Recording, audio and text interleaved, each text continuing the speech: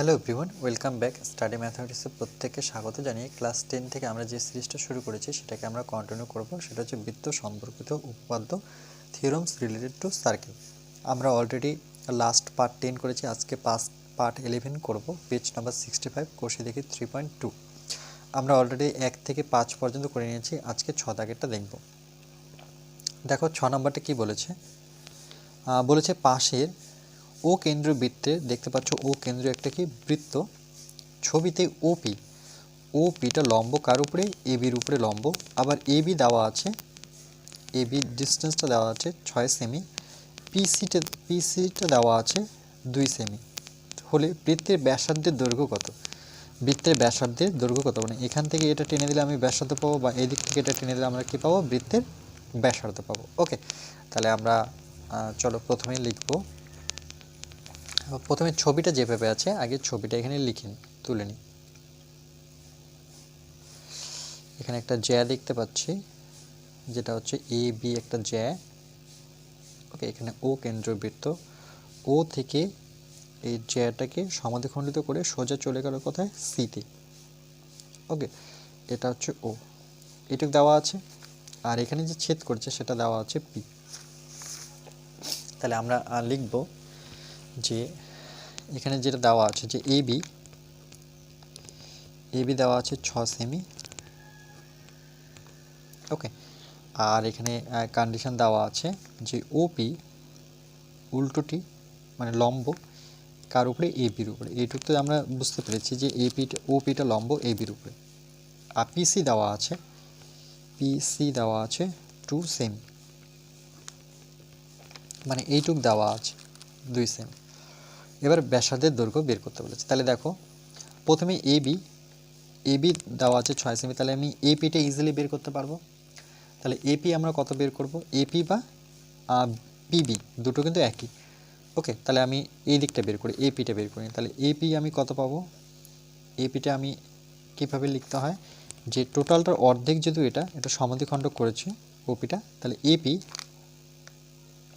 Half of, এটা অর্ধেক কার? টোটালটার, মানে এবির অর্ধেক,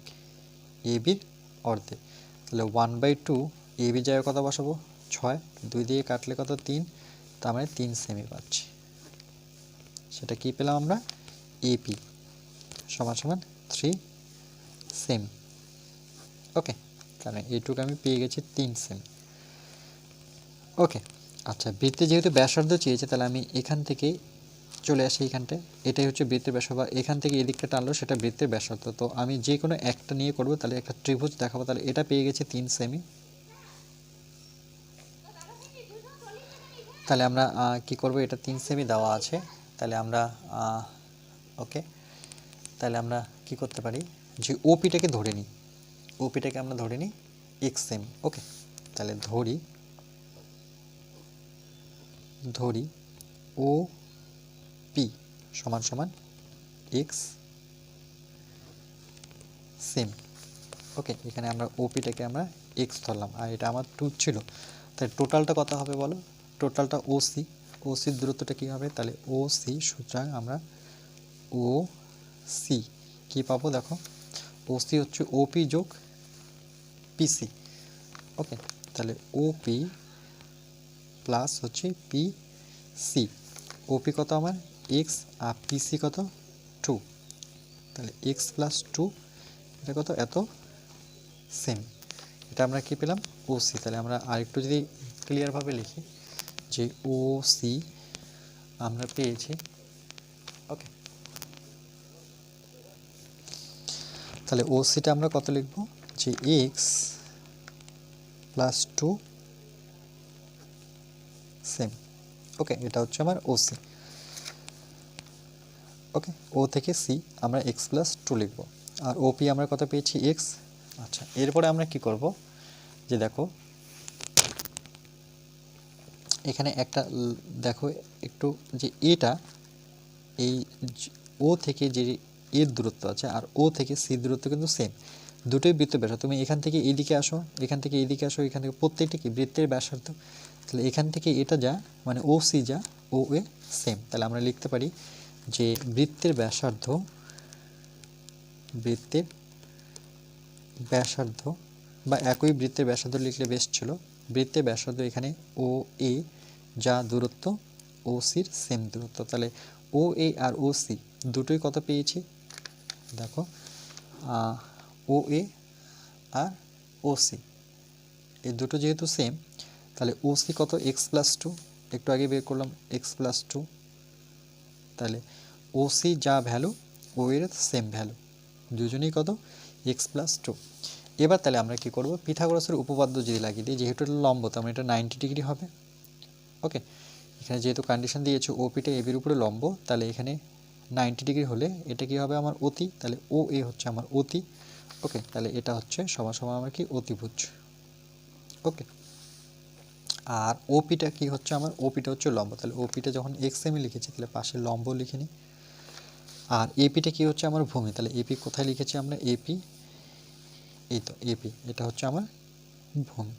ওকে, তাহলে এবার লিখবো যে আমরা ও পি এ থেকে পাই, ও পি এ সমকোণী ত্রিভুজ থেকে পাই, সমকোণী ত্রিভুজ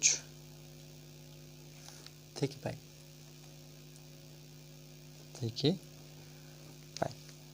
তাহলে আমরা কি জানি, আমার যেহেতু বের করতে হচ্ছে যে এক্স বের করব, তাহলে লম্ব স্কোয়ার প্লাস ভূমি স্কোয়ার ইকুয়াল টু অতি স্কোয়ার। ওকে, লম্ব প্লাস ভূমি ইকুয়াল টু অতি লাগিয়ে দিই। ওকে, তাহলে আমরা লিখব যে অতি স্কোয়ার ইকুয়াল টু লম্ব স্কোয়ার প্লাস ভূমি স্কোয়ার।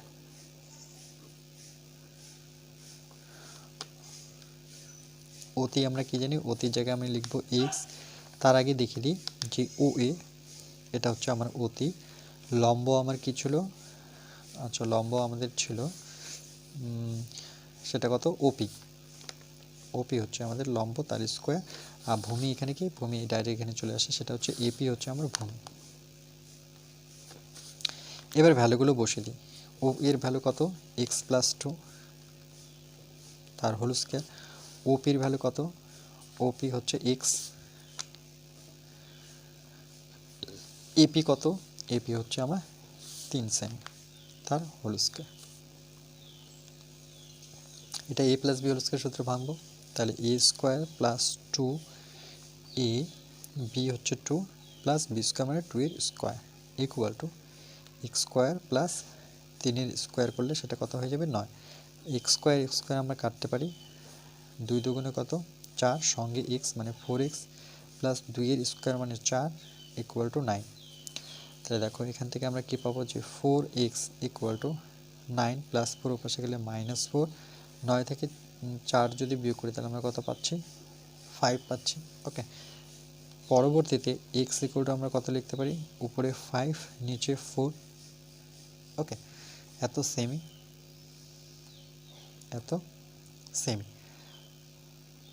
ওকে, এবার দেখো এটাকে যদি আমরা 9/4 আছে থাক। ওকে, এবার আমরা যেহেতু ও এ বের করব, তাহলে ও এর জায়গায় x+2 আমরা বসিয়ে দেব, তাহলে ও এ যেহেতু ও এ ইকুয়াল টু ও সি, এটা কি আমার x+2, তাহলে x এর জায়গায় দেখো, x এর জায়গায় আমরা কত বসাবো 5/4, তাহলে 5/4 প্লাস কত 2। ওকে, এখানে পাশে লিখি x ইকুয়াল টু 5/4, তাহলে এটা হচ্ছে 4। ওকে, লসাগু করলে 4 হবে, এটা 4 কে 4 মানে 5, একের ঘর নামাতে বলে 4ই পাবো, 4 দুগুণে 8, তাহলে 8 5 কত 13 নিচে 4, এত সেম। ওকে, এটা হচ্ছে আমার বৃত্তের ব্যাসার্ধ। তাহলে 13/4 এটাকে যদি আমরা ভাগ করে দিই, 4 দিয়ে 13কে ভাগ করো, তাহলে 4 দুগুণে কত, আর 3 4 12, 1 এখানে দশমিক নাও, এখানে শূন্য বসাই, তাহলে 4 দুগুণে কত পাবো, 4 দুগুণে 8, 2, এখানে দশমিক তো আছে শূন্য, তাহলে 4 5 20, তাহলে কত পাচ্ছি দেখো 3.25 সেম। ওকে, আর আমার চেয়েছে কি, আমার চেয়েছে বৃত্তের ব্যাসার্ধের দৈর্ঘ্য কত, তাহলে এটাই তো ছিল আমাদের বৃত্তের ব্যাসার্ধের দৈর্ঘ্য ও এ, তাহলে ও এ তো পেয়ে গেলাম, তাহলে আমরা লিখব সুতরাং বৃত্তের ব্যাসার্ধের দৈর্ঘ্য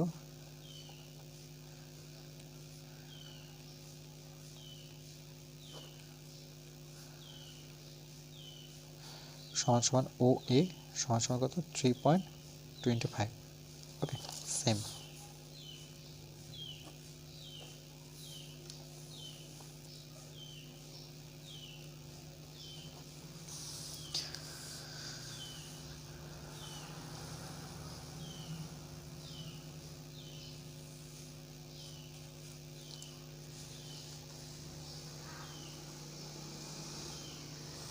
চলো নেক্সট।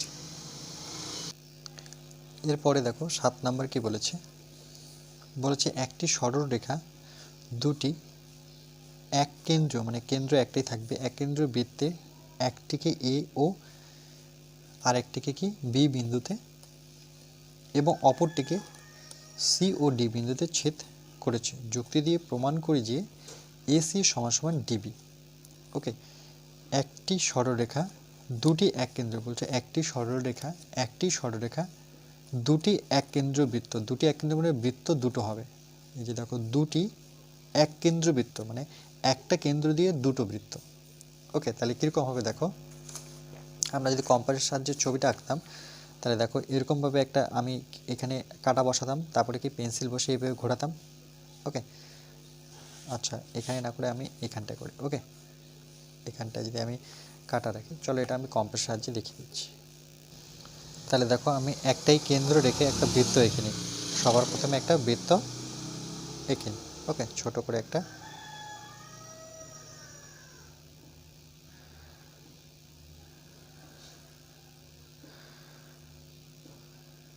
এটা হয়ে গেল আমার একটাই কেন্দ্র, কিন্তু তাহলে আরেকটা বৃত্ত আঁকতে হবে। ওকে,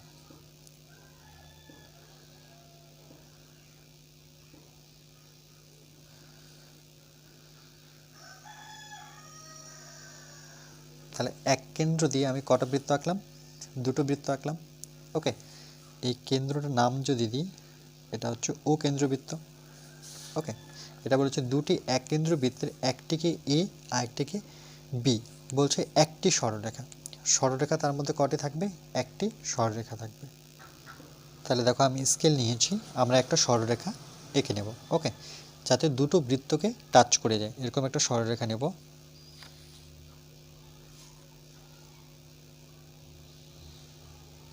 ওকে, এবার দেখো পড়ো, বলছে একটি সরলরেখা দুটি এক কেন্দ্র বৃত্তের একটিকে এ ও বি বিন্দুতে। তাহলে এই বড় বৃত্তটাকে ধরে নাও এ আর বি বিন্দুতে ছেদ করছে। ওকে, এবং অপরটিকে মানে অপর বৃত্তের কথা বলেছে সিডি, তাহলে এখানে সি আর এখানে কি ডি বিন্দুতে ছেদ করছে। ওকে, ছেদ করেছে, বলছে যুক্তি দিয়ে প্রমাণ করি যে এসি এসি এসি ওকে মানে এইটুক, যে এসি সমান সমান ডিবি, ডিবি মানে এটা আর এটা কি সমান। তাহলে আমরা কি করব দেখো, এই বড় বৃত্তের একটা ব্যাসার্ধ নিই, এ থেকে ও টেনে দিই, তাই এটা হচ্ছে আমার বড় বৃত্তের ব্যাসার্ধ। ওকে, সেমভাবে কি করব, আমরা ও থেকে সি টানবো, ছোট বৃত্তের ব্যাসার্ধ নেব, আর আমরা কি করব, এর একটা লম্ব নেব, এই জ্যার উপরে একটা লম্ব, যেহেতু এ বিটা অ্যাকচুয়ালি জ্যা, এই জ্যার উপরে আমরা কি একটা লম্ব টানব। ওকে, এর ফলে দেখো আমার ছবিটা এরকম আসছে। এবার আমরা লিখব যে, এখানে যদি লিখি যে ধরি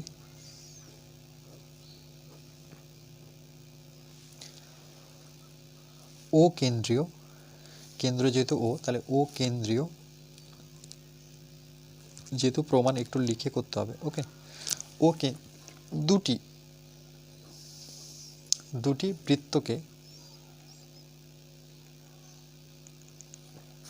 বৃত্তকে একটি সরলরেখা, একটি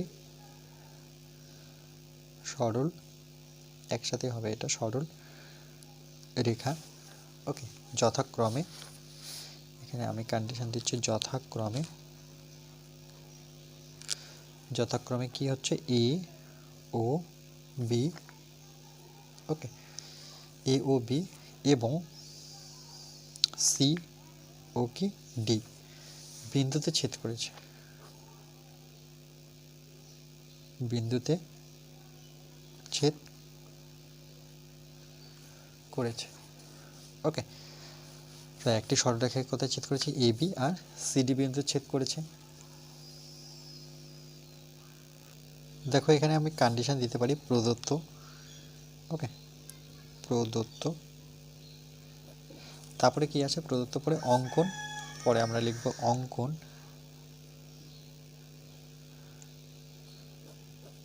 ওকে, প্রমাণ করি যে এটা না লিখলেও চলবে, যেহেতু এখানে প্রমাণটা অলরেডি দিয়ে দিয়েছে। ওকে, প্রমাণটা বলে দিয়েছে এখানে এসি ইকুয়াল টু কি ডিবি।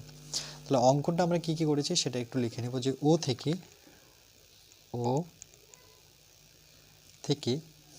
ওকে, ও থেকে আমরা কি করেছি? এবি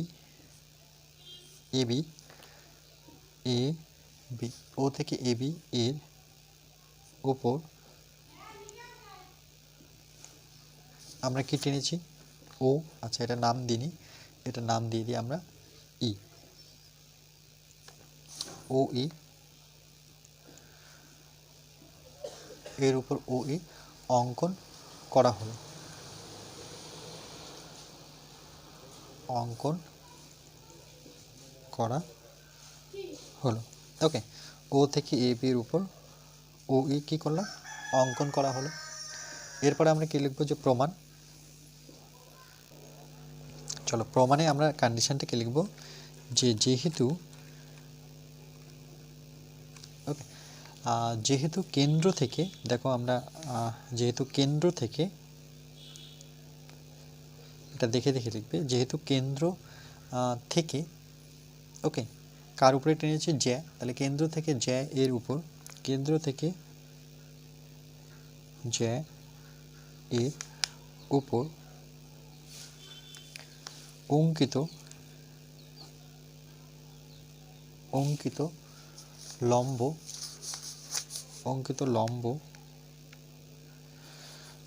লম্ব এটা তো আমার এবি জ্যা, তাহলে আমি লিখবো জ্যাটিকে লিখতে পারো জ্যাকে কি করে? সমদ্বিখণ্ডিত করে, সমদ্বিখণ্ডিত করে। ওকে, তাহলে যেহেতু জ্যা এর উপর অঙ্কিত লম্ব জ্যাকে কি করছে? দুই ভাগে ভাগ করছে, সমদ্বিখণ্ডিত করে। ওকে, তাহলে আমরা এখানে কি লিখব? যে সুতরাং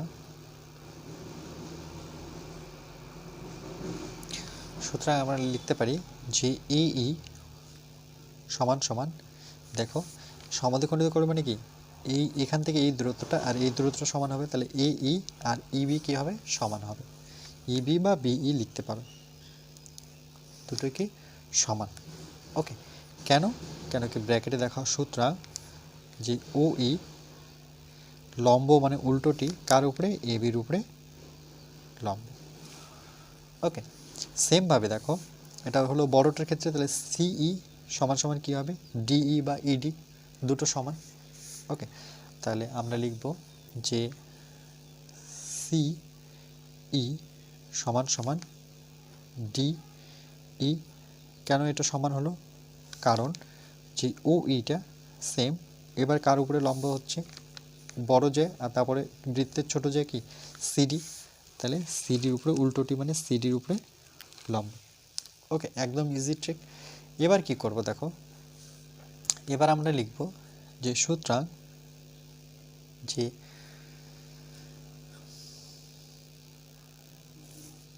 এটা লেখার আগে দেখো আমাকে প্রমাণ করতে হচ্ছে এসি আর ডিবি।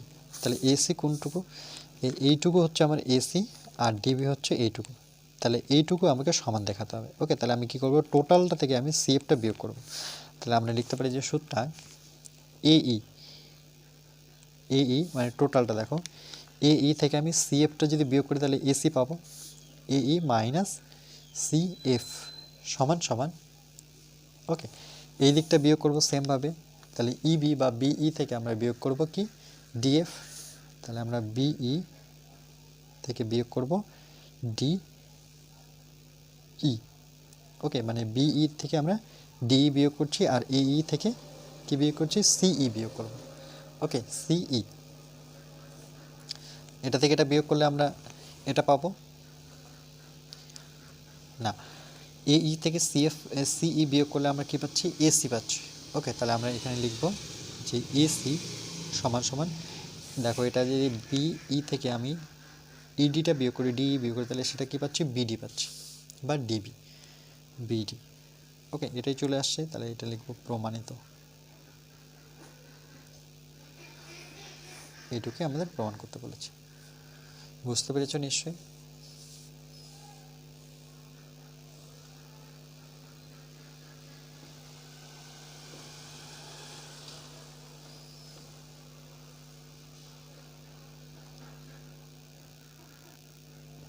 আজকে এটা থাকবে, নেক্সট পার্ট আমরা 12 নিয়ে আসবো। ওকে, পার্ট নাম্বার 12।